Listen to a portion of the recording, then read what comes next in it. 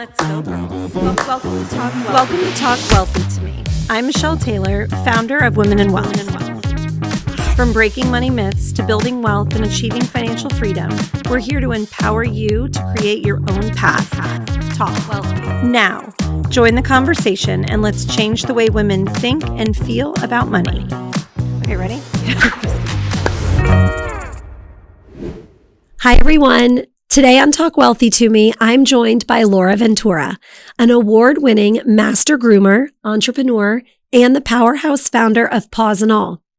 Laura started her journey at Petco, but then what began as a simple love for animals has grown into a thriving brand that has served some of Hollywood's most celebrated celebrities and now Orlando's most loyal pet owners.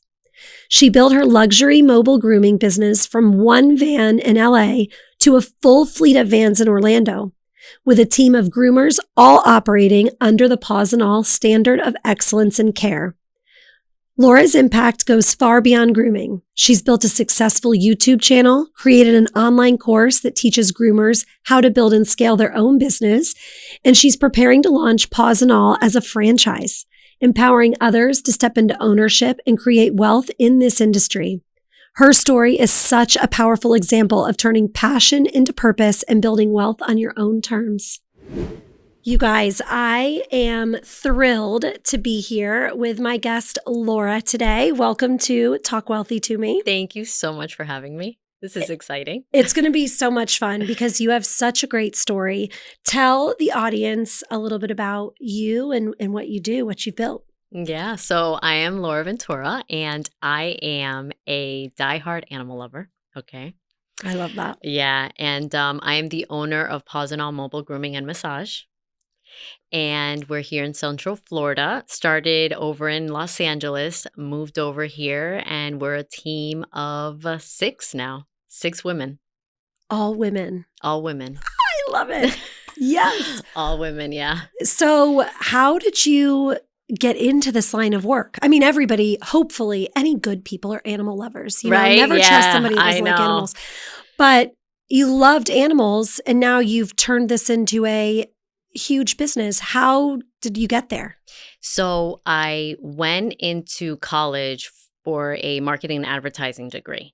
And I stepped into a Petco and I just needed like a little part-time job. And I was a cashier at Petco. And then I looked over into the grooming salon, didn't know what it was. I didn't even know it existed. I just saw dogs and cats coming in and out.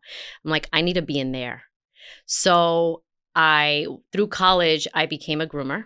And I worked at one of the biggest corporations of pet supplies and pet grooming here in the States. And I became a groomer, and it was almost like another career. Yeah. And while I finished the marketing and advertising career, and then when I graduated, I worked corporate, and it just didn't fulfill me. And I kind of merged my worlds together, and took my marketing degree, ran with that, and then took the love of animals and ran with that. So how did you start? What did you do? So in 2017, I was working in Los Angeles because I did move to LA because I wanted to be an actress. Oh. Yeah. And I said, okay, I'm going to go move to LA. And of course I needed a job. And I was like, let me work with animals because it makes me happy. But I saw that the entertainment industry was very fake. You could get lost in the sauce very quickly. And I was like, no, this is not where it's at. So I was working in the middle of Hollywood, and it was a little boutique shop. And I said, you know what? I could do this for myself. And I'm not going to do a storefront because a storefront is a lot of overhead. And I like to move around, and my family was here. I was over there alone in LA. So then I was like, why don't I do mobile grooming? So I did. I bought my first van, and I was going up and down those Hollywood hills. So what made you different in that market? Because I'm sure out in LA, yes, with all of the celebrities and you know, people with a lot of discretionary income, I'd imagine that that's probably a great place to start a business like that. Yes. Because a lot of people want the convenience of someone coming to their home. So what did you do to stand out amongst your competition? I would say the quality of my work was very top tier. I always made sure that I gave 110% on whatever dog or cat I I was grooming, and I always connected with the client, which that's really important, because if you're memorable and they could trust you, Yeah. they're going to look for you wherever you move, wherever you go. And so I just stuck with like, if my quality's great and I'm giving them convenience and they don't have to leave their house and like I'm buying back their time, it's going to work out. And it did. Yeah. And it did. Oh my gosh. So first of all, really quickly, people groom cats? Yes. I did not know that. Yeah, we do lion cuts. We do baths, blow dry, de-shedding treatments. And they hate it, right? Oh, no. Really? No. I'm a dog person. Are you? Yeah. So I don't. Cats. I'm a cat lover. I love grooming cats. They are my favorite. One of my favorite like creatures to groom, and they're very different from dogs. But I mean, one of my top viewed and liked videos went viral was of a cat just melting in the bath. His name is Toby. He's the love of my life, and he just melts because he loves a warm bath. Oh. So you do have to know how to handle them. Yeah, because they don't like water as much, right? Typically. They don't like, yeah, but if it's like warm to hot, they'll be fine. Oh my gosh. Yeah, there's like little things that you have to do a little different. And then if they, once they gain your trust, that's it.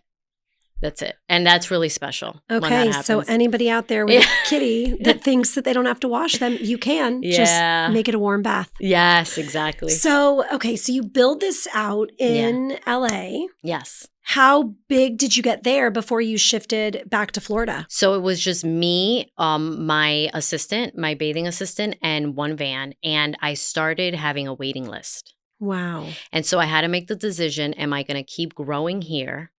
Or am I going to go back home where all my family is? Because it came a point where I just found myself like working, and like I was missing out on birthday parties, on events. My mom's here. So I was like, you know what? I did what I had to do. Mm-hmm. I built it. I learned. I made a lot of mistakes. I am towing this bad boy to Florida. And I drove. I did the cross-country trip, and then I towed my van, and I started all over in Orlando. Oh my gosh. Yeah, after 2 years. Yeah. I said goodbye to all of my clients. And I feel like women in business, we have a superpower. We're very intuitive. Mm-hmm. I don't know if this is like right? It's such a real thing. Yep. And something was telling me, leave LA. Leave LA. And you know, one of my clients looked at me. She's like, are you sure you want to do this? Because you're doing great. I was grooming celebrity pets. I was doing this. I left right before COVID. And COVID in LA. Everybody was locked down. All done. Here in Florida, that's when my business boomed. Wow. So it was meant to be. Yeah. Okay. So I don't know if you can officially tell, but who is your like favorite celebrity pooch that you groomed? Let's see. We've done Mandy Moore. We've done She's an Catherine Orlandonian, isn't she? Mandy Moore, yeah, but she actually was traveling. She was like, she's from Florida. Yeah, she's from Florida. Yeah, Katherine Heigl. I've met her and her mom. She's a big advocate for animals. Yeah, and we've groomed her dogs before, and she's such a sweetheart. Aww. And I've done a lot of like directors, producers, screenwriters, actors. Yeah. So much fun. I know. And models too. Wow. Okay. Yeah. So then you come back to Florida and have to start this whole thing again. But now you've got the blueprint because you've done it once. Yes. So then I literally, I had a good chunk of savings, and I just started promoting. And of course, in the beginning months, it's going to be slow. It's going to take a couple of, months but I made sure that even if I had one dog on my schedule, I would make a series of I would produce content. So like shorts, Instagram, and I made it like my part-time job. Like once I got home from grooming a dog, I am blowing up social media. I feel like anybody that's a business owner right now has to make social media a part-time job. They do. And you know what? It's like it's not going anywhere. Exactly. Better embrace it. Like it's like if you love it or you hate it, like you have to do it. Yeah. Because that's where everybody's attention is. So when you were growing up watching your dad and, your uncles build this business, were you guys talking about money? Was he having money conversations with you? Was your mom, or were you like so many of us where no one was talking about it? Nobody was talking about it. Everything was just taken care of. And I always felt like there was an abundance of it.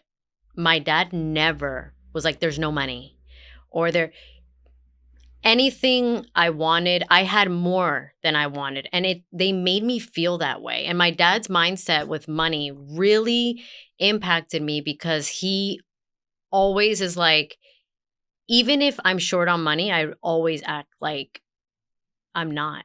And I do that within my business. There's been times where I'm like, oh my God, like, how am I going to pay this bill? Like, we're slow this month, but I live in an abundance universe. And that makes a big difference. It makes a whole lot of difference. And I believe in energy and the law of attraction. And do you? Very much. And it's just like, I could be in the pits, and I have this mantra that I say. What is it? Money comes to me easy. Money comes to me fast. Money comes in abundance, and I make money last. Oh, I love that. And I tell, yes. And I tell everybody, like, just say it. Even if you feel like you're so broke, just say it and watch how things turn around. And then when things do kind of turn around, I always have like a client call me like, hey, I have 5 dogs. I need them done by this date. Like, something always comes up. And I always thank the universe. I always say thank you so much. And it is true that I'm a big believer in what you expect to happen will happen. Right. And I know it sounds woo-woo, Right, and there's so much of that out there, for people that are listening that are struggling to get out of debt or make the next best move with starting a business, whatever it is. It's so easy. It almost seems too easy. Yeah. But it truly is a mind set shift. Yes. What you expect to happen will happen. Yeah. Yeah. And then sometimes people don't launch, back to the subject of like, women are scared to like take that big step because they don't think they're enough. But when they don't launch because they think about all the bad things that could happen. And most of those things never happen. No. And it's like, you're not living in the now. And then so when I start freaking out, I'm like, is this happening right now? No, it's not. Okay. So then I could change it. Like, I could tell it what direction I needed to go. I have a friend that's going through like some issues and worrying about things. And I've said that to her. You're worrying about something that may or may not happen in a few months. Right. I love that. Is this happening to me right now? Yeah. And if the answer is no, then why am I worried about it? And then you also have to have the mindset that if it hits the fan, you are going to be capable of figuring it out. And fixing it. And there have been things that have happened to me that have been, if you would have told me, Laura, this and this and this is going to happen within your business in the 3rd year, in the 4th year, in the 5th year, I'd be like, I'm not doing this. And when it happens, what happens? I figure it out. I move through it, and I look back and I'm like, I feel like it never even happened to me. Women are so good at figuring it out. Yes. Yes. And it is like one of our superpowers. I know. We'll freak out first, and then we'll be like, wait, hold on.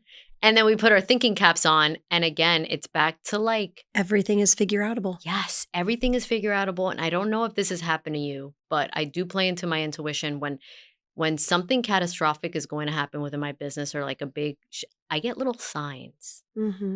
I get little, I don't know, nudges. Yes, nudges. Like, hey, you should check on this, or you should prepare for this. And I'm like, why did that thought just come into my head? Pay attention. Yes.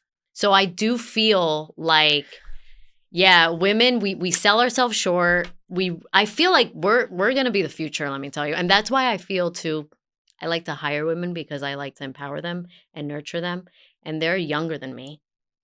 And we always kid around because they think I'm their age. And I'm like, guys, I know I don't look it, but I am much older than you guys.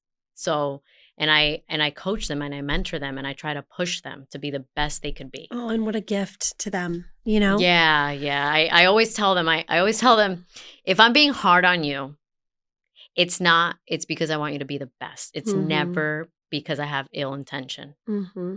It's always because I want you to be better.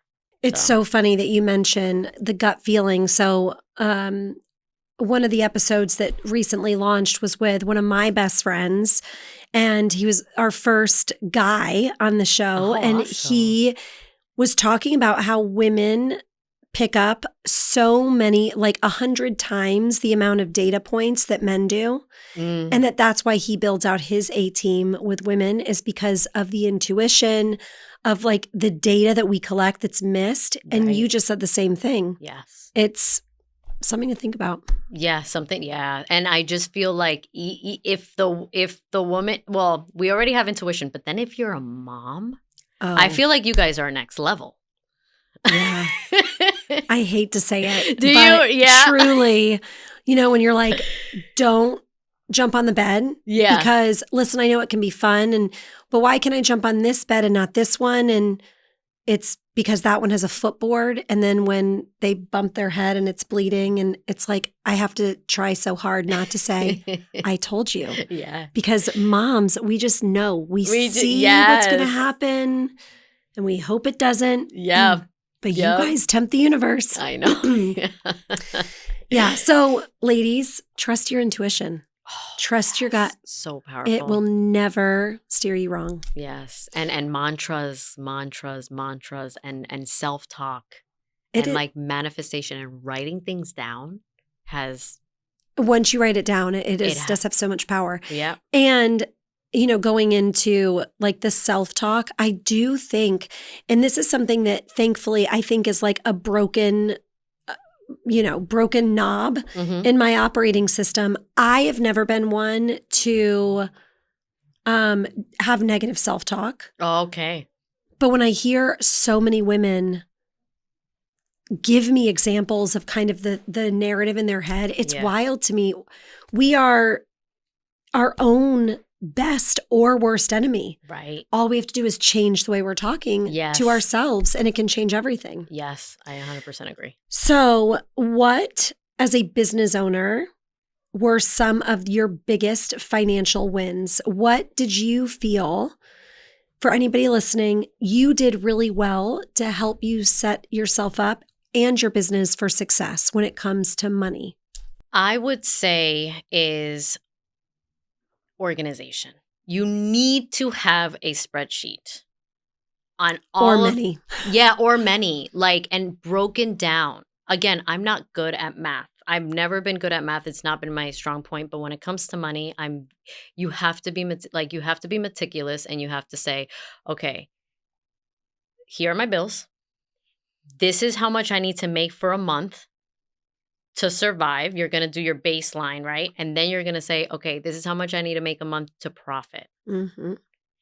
And I always put back into my business. Because it's your home run. Exactly. And it's like, if you want to build The Richest Man in Babylon, that book is about, you're not spending the overflow, you're putting it back, because that's going to multiply your sources of income. Yep. And also, just saving, even if it's $5. It's the consistency of building the muscle. Yes, and exactly. If you're not going to be disciplined enough to, transfer that money over, put it automatic. Like, make it automatic, so you don't have to think about it. You don't even have to see it. It's so true. So by human nature, we aren't the best at discipline. Right. And I think that any successful person, any of the people that we follow and understand and look at what they're doing, they are all very consistent with their habits. Yes. Whether it's related to their work, their family, their business, like whatever it is. And I think the same needs to go for what you're doing with your money. Yes. And put the systems and processes in place to protect you from yourself. Right.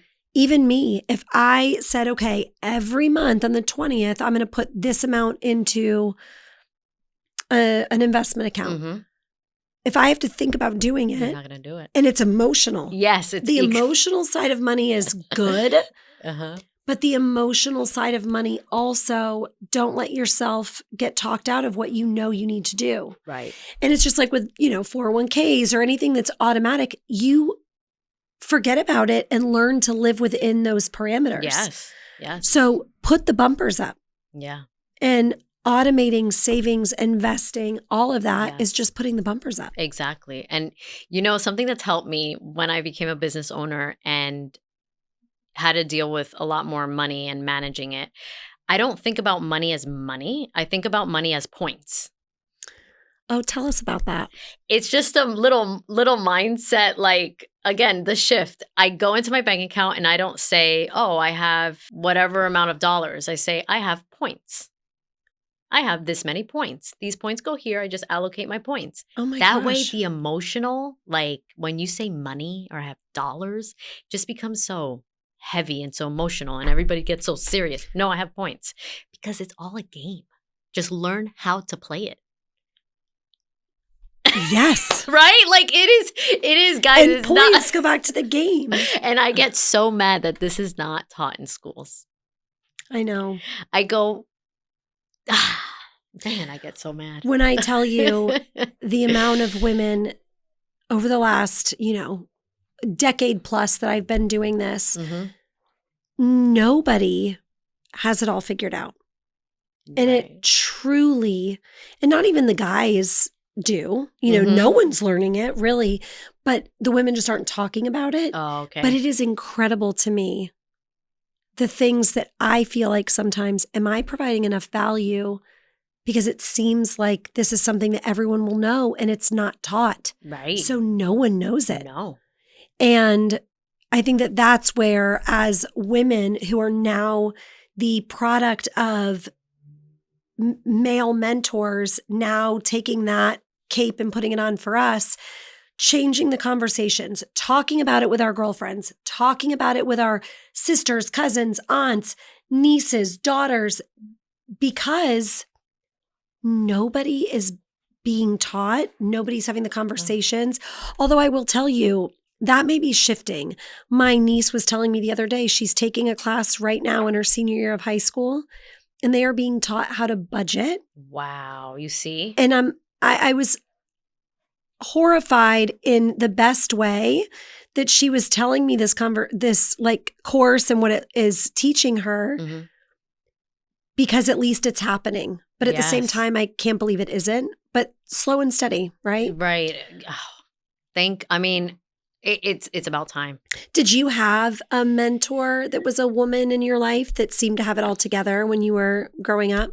Like, what was your mom's role in the business? So my mom, she was a stay-at-home mom. Hardest job in the world. I know. I think it's like, I don't think I would ever be able to do it. And her role, she was a rock. Like, she made sure the deposits were made, the money was counted, all the bills were paid. So she was like the money girl. She was the money girl. She was a money girl. Hey, I remember being young, like how you remember, like going around with your dad. We would pick up the money. I would go with her to the bank. And sometimes I would wake up at 11 at night or 12 in the morning just to get water. And I would see her counting cash, just counting and making sure everything was. But there was a lesson there. And that's something that really shifted me. And I'm happy that women are talking about money now. I'm happy that you have this educational platform. And because at the age of 25, my parents divorced. Oh, wow. And my mom was a stay-at-home mom. And my dad was a breadwinner. And I saw my mom's life come crumbling down. Mm-hmm. And in our culture, it's very accepted for a woman just to stay home. The man works, takes care of all the bills, provides. She has kids, gets married pretty young. And like, that's almost the route that I was going to go, because I already had a boyfriend that I moved to California with and yada, yada. And he's like, you don't have to work. You don't have to work. You don't have to work. When that happened and my mom didn't have a penny to her name. It shook you. It shook me to the core. And I said, I would rather die than see myself in this situation. Oh, I just got goosebumps. It's so true. And I feel like that generation, we're breaking that. Like, we're breaking that generation's like way of living. And now, you know, girls are hitting women are hitting the streets. We're connecting with people. We're talking about money. We're building businesses. We're being able to financially, you know, hold ourselves up. And I feel like that has to happen to every woman. Every girl needs to have their own and make their own. I could sit here and tell you so many stories about situations just like that. Yeah. Where women who are fully capable just don't know what the next step is. They don't know because they've not had to do it. Yes. So now they're in a position where they have to do it and don't even know where to start. Yes. And I always say you don't have to be driving the boat, but you need to be in the boat. Exactly. So you've got to know why you're doing what you're doing, where the money is going, why it's going there, how to access passwords and what you're doing. Right. You just never know. You never know. And we would, you know, it's just, we've been, for many generations, women have been sold a lie. And it's just like, when I saw that and it happened to me and it happened to us and it happened to my family, I had just moved to California, and I go, this is not going to be my story. Oh, I love it. And it isn't. And it's not. So No. What does your business look like today? So today we have a fleet of vans. How many? And we have 3. Okay. And I could have either went the route of purchasing more vans and staying in Central Florida, or maybe expanding a little bit more out. But I am in the process. I decided to go the other route, which is franchising, because I want to be nationwide. I want Pawz and All to be in every state.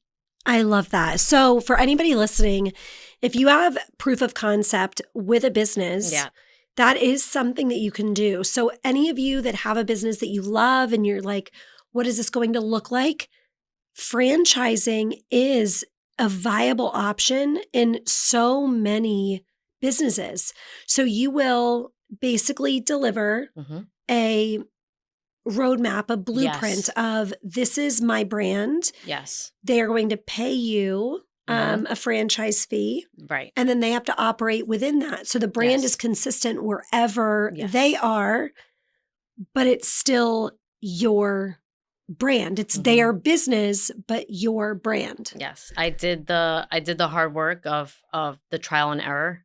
I've already have 8 years with Pawz and All. You know what works. I know what works. I know what doesn't. I've trained people from the ground up. I've made a lot of mistakes, and I've built a course called Mobile Grooming for Bosses. And I've sold it countless times across the US. And because of it, I've seen people go to the finish line and start up a business and a brand. What I want to do with my franchise is make the quality consistent. I'm very big on it. Yes. And the grooming industry is not regulated. I don't know if a lot of people know that. So I'm not surprised. You're not surprised? Yeah. No. So there is no regulation, and I've seen a lot of things. I've been in the industry for 20 years altogether. And I'm just like, no, I need to make sure that every cat and dog that needs grooming is being groomed to the best. Like I need quality. Like, before I pass away, that is what I'm going to give. Well, and so many people look at their pets. I mean, they are family members. Yes, 100%. I mean, we all do, right? Yeah. So it's a big deal. Yes. And we've all sent our dogs and kitties, away and had a bad experience. Right. Where they like got too close with the shavers. Right. And my dog has come home with like little burn on the belly or nails that were too short. All of those things. And they're mistakes that can happen, I'm sure. Right. But consistency around quality should be the 100%. Yeah. Like that is what you stand behind. 100%. So how far into this process are you? So by November, end of November, we should be able to franchise. We're getting the FDD ready. I've already done the marketing materials. The franchise video is already done and edited. I've just seen it come together. So I'm ready to hit the road running, and I'm so excited Amazing. to build up other entrepreneurs and to just take over nationwide. Now, are you in the field or are you running the show? So I need to, for my mental health, I need to be in the field at least once or twice a week. Okay. I either ride around with the other girls or I do some of my clients that only request me. But most of the time I'm behind the scenes running the show, working on marketing, working on the franchise, doing YouTube. Yeah. Yeah.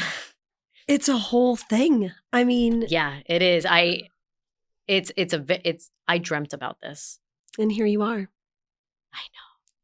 So with that being said, the girl that was dreaming about this, what would you tell her if you could go back in time, good or bad, when it comes to money? I know you said organization is the number one thing that's given you success. I wholeheartedly agree with that. Mm-hmm. But the gift of foresight, let's say, now you're going to give it to the version of you 5 years ago, 10 years ago.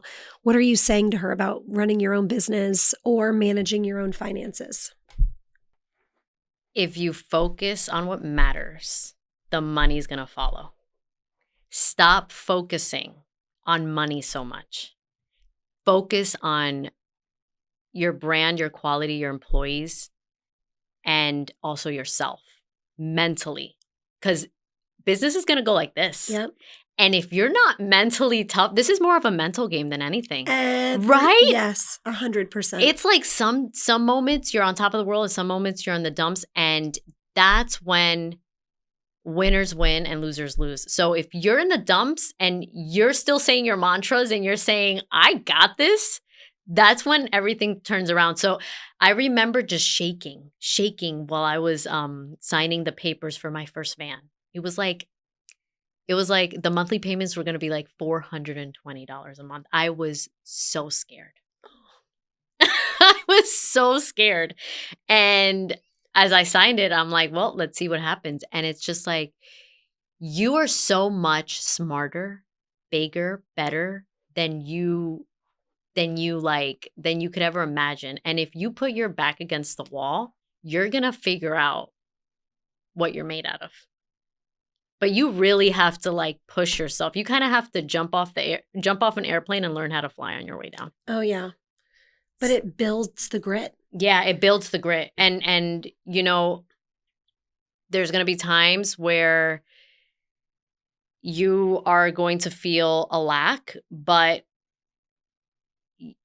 again, it just goes back to like, you got this. Like, this is, you know, you're doing this for a purpose. Always remember your why. Yep. There's times where I've just wanted to drive off a cliff with my whole Stop it van. all. Yeah, Yep. just stop it all. What am I doing? I'm crazy. Is this even going to be worth it? If this is going to work out? And it's just like, yeah, don't focus on the money. And giving, I agree 100%. Right? It's very important to like, because you can't control that. You can't. But you can control all the other things. Yes. And like you said, if you focus on all the things you can control, the money will follow. Yes. And as far as the business being ebbs and flows, I'm sure you can agree with this, but it feels like every time everything is going beautifully, as a business owner, you almost start to think, okay, something is coming. It's brewing. Something's brewing. And then, you know, you get this phone call and it's like, oh my gosh, this big thing happened. Mm-hmm. But then sure enough, right after it, you're already back on the upswing. Right. And I think that's the biggest thing is just preparing for that. Yes. You do have to be prepared so you don't freak out way too much. Save, even if it's $5. When I started, I couldn't save that much because I had to grind it out, but just save, even if it's $5, because that energy and money's wins. Energy. It is. Money is not real. No. It's funny that you say that. I've had that thought before where, you know, no one ever touches it. I mean, yes, we touch it, but You have you have all these points in your bank account. Yes, points. And then you trade a point for something and it's gone and it's not real. No. And it's an exchange of value. Yes. That's what it is. So if I'm giving you the best value that I could possibly give you, there's going to be an exchange of it. And always do more than what's expected, because then you're going to get more. That's a great tip as well. Yeah, it's like exceed expectations. Exceed expectations. Like, for example, if I'm going to go groom a dog, groom the dog, but if you see that the paws are really dry, what's it going to cost you to do a little paw pad treatment, and tell the client, "Hey, I just did a little paw pad treatment for you," like, and rebook them right away, like, and tell them about their dog, have a conversation with the person, like, just exchange good energy, and it's going to come back to you tenfold.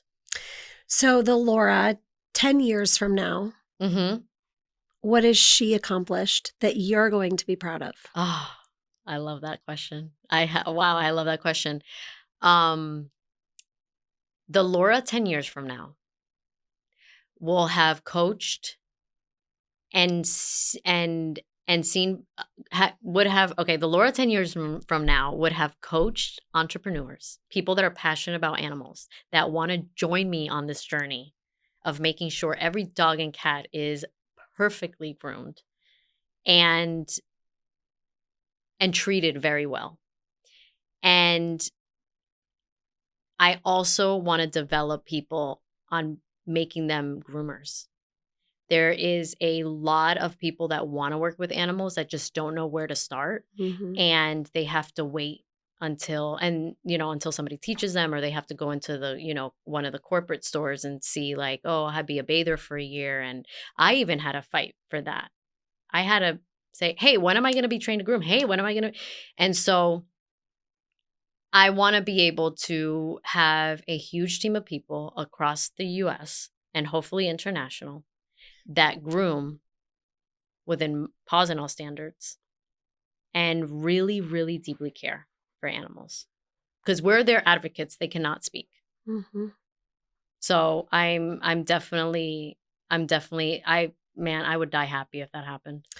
Well, in 10 years, we'll have this conversation again and we'll play this back when it happens. Oh my God, that would be amazing. Yeah. I think it can. You think it can? Yeah, I do. Good.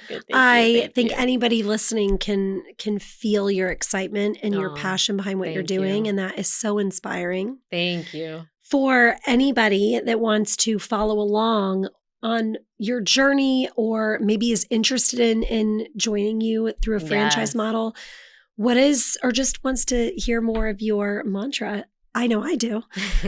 Where can they find you and follow? So I have a YouTube channel called Pawz and All. Okay. And you guys could also go on my website, pawzandall.com.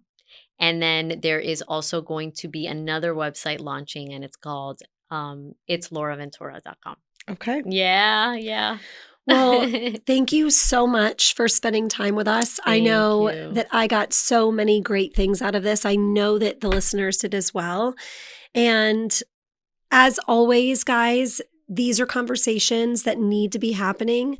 So like, share, subscribe, give me a shout out on any guests or topics you'd want to have covered.